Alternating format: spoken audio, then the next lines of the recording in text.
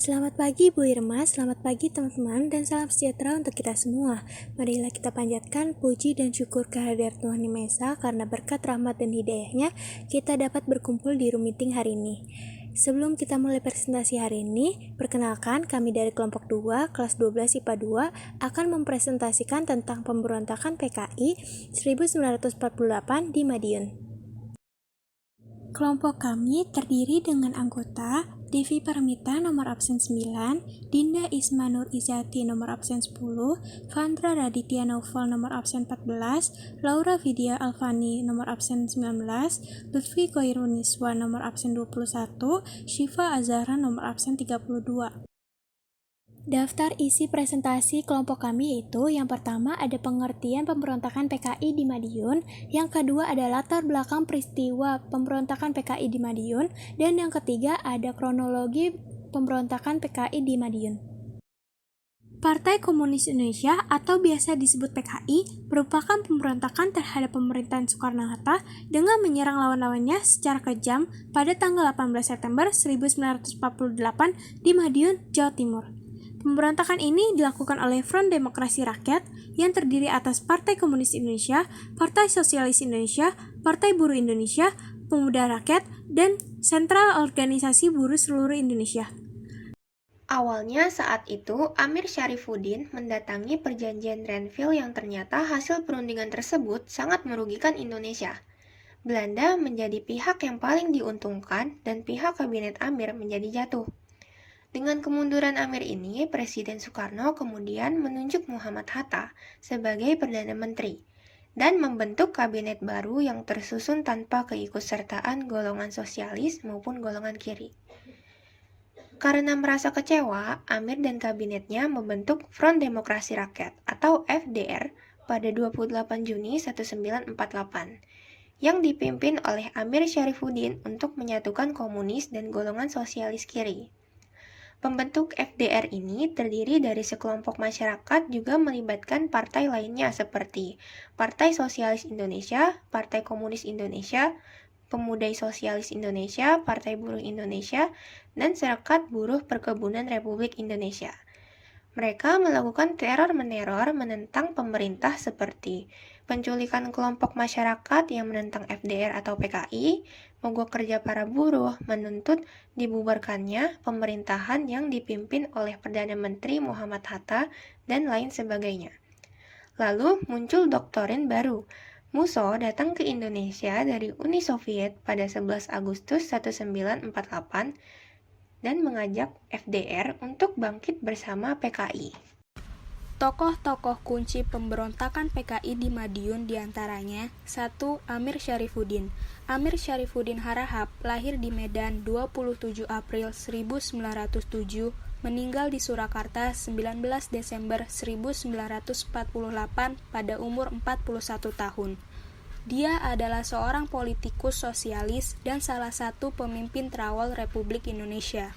Setelah tidak lagi menjadi Perdana Menteri, Amir membentuk Front Demokrasi Rakyat atau FDR yang kemudian bekerja sama dengan organisasi berpaham kiri seperti Partai Komunis Indonesia, Barisan Tani Indonesia atau BTI, Pemuda Sosialis Indonesia atau Pesindo, dan lain-lain. Amir beserta kelompok sayap kirinya yang disebut komunis tidak setuju dengan pergantian kabinet yang dilakukan oleh Muhammad Hatta, sehingga Amir dan komplotannya berusaha menggulingkan mereka. Gerakan Amir ini dibantu oleh Musso, pemimpin Partai Komunis Indonesia atau PKI yang pernah belajar ke Uni Soviet. Kedua, Musso atau Paul Mussote, bernama lengkap Musso Manowaratau Munawar Musso. Lahir di Kediri tahun 1897 dan meninggal di Madiun, Jawa Timur 31 Oktober 1948. Dia adalah seorang tokoh komunis Indonesia yang memimpin Partai Komunis Indonesia atau PKI pada era 1920-an dan dilanjutkan pada pemberontakan PKI di Madiun pada 1948. Musso adalah salah satu tokoh kunci dalam pemberontakan PKI di Madiun sekaligus penggagas terbentuknya pemerintah Soviet di Indonesia yang diinisiasi PKI. Sejak awal September 1948, Musso bersama beberapa pemimpin PKI berkeliling ke daerah-daerah di Jawa seperti Solo, Madiun, Kediri, Jombang, Bojonegoro, Cepu, Purwodadi, dan Wonosobo.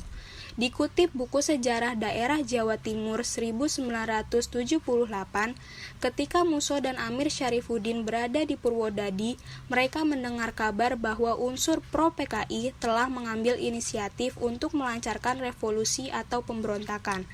Pada 18 September pagi, sekelompok rakyat Purwodadi mengibarkan bendera merah dan Musso berangkat ke Madiun.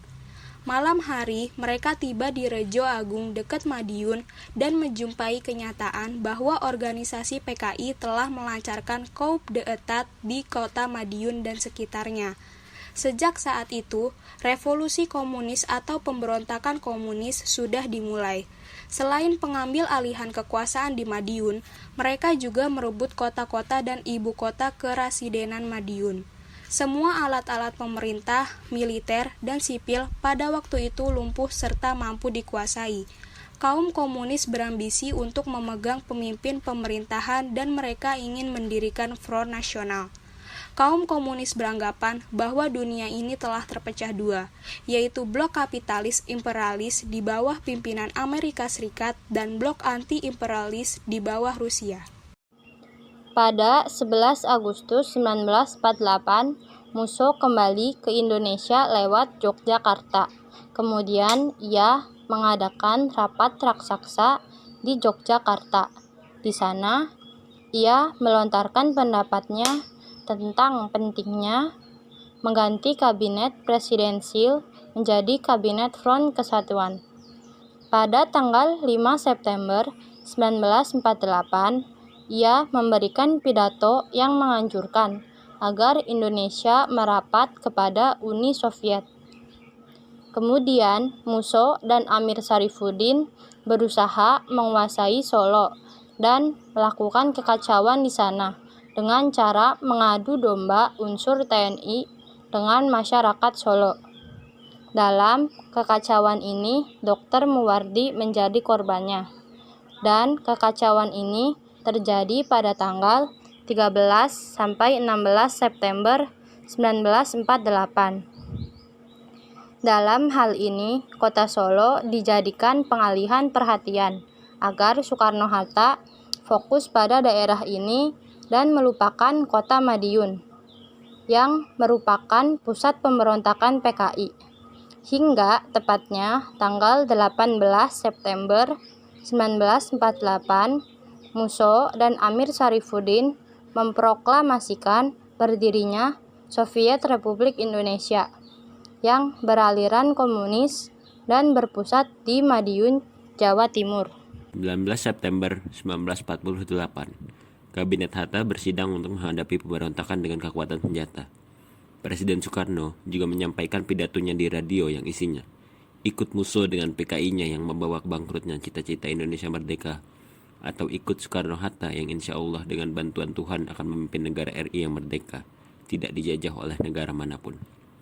Seruan Soekarno kemudian dijawab oleh Musso juga lewat radio mengatakan, Soekarno-Hatta, budak-budak Jepang dan Amerika, Musso selamanya menghamba rakyat Indonesia. 20 September 1948, Dewan Siasat Militer menyatakan bahwa Madiun harus direbut secepatnya dan menumpas segala bentuk pemberontakan PKI, menetapkan 3 sasaran utama yang harus direbut, yaitu Purwodadi, Pacitan, dan Madiun. 24 sampai 26 September 1948, sejumlah pasukan Siliwangi yang melakukan operasi memenangkan pertempuran, sehingga wilayah yang dikuasai PKI dapat direbut kembali. Terjadi penangkapan terhadap tokoh-tokoh PKI setempat, dan para tawanan berhasil dibebaskan. Pasukan Siliwangi semakin mendekat ke Madiun sebagai sasaran utama yang akan direbut. 28 sampai 29 September 1948, operasi militer Siliwangi memberikan hasil yang bagus, sehingga membuat PKI di Madiun terpukul mundur. Madiun berhasil direbut kembali. 28 sampai 29 November 1948, pasukan Siliwangi terus mendesak mundur wilayah pasukan PKI yang melarikan diri, hingga pada akhirnya salah satu pimpinan mereka, Musso, tertembak mati. yang berakhir dengan Amir Syarifuddin beserta pimpinan PKI lainnya menyerahkan diri kepada pasukan TNI, mengakhiri peristiwa pemberontakan Madiun. Kisah pilu kekejaman Partai Komunis Indonesia di Madiun tahun 1948 tidak bisa dilupakan begitu saja. Apalagi ribuan nyawa melayang karena pemberontakan berbasis ideologi tersebut. Menurut sejarah, PKI berhasil menduduki Madiun selama 13 hari, terhitung sejak tanggal 18 sampai 30 September 1948. Singkat, namun ada ribuan korban yang berhasil dibinasakan dengan kejam. Korban pembantaian PKI kala itu mencapai 1.920 orang.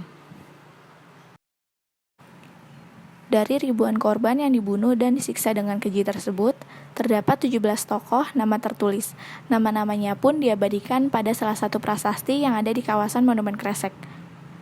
Dari 17 korban itu, sosok Kiai Husein direpresentasikan sebagai patung yang menjadi ikon Monumen Kresek yang berada di puncak bukit. Patung ini menggambarkan seorang gembong PKI, yaitu Muso, yang sedang mengayunkan pedangnya ke seorang lelaki tua yang nampak pasrah. Lelaki tua inilah Kiai Husein. Selain Kiai Husein, salah satu prajurit TNI yang gugur dalam meredam pemberontakan PKI di Madiun adalah Kolonel Marhadi, yang juga mendapatkan apresiasi di kota Madiun. Namanya lalu diabadikan menjadi salah satu nama jalan di kota Madiun, dan didirikan pula patungnya di alun-alun kota Madiun sebagai bentuk penghormatan.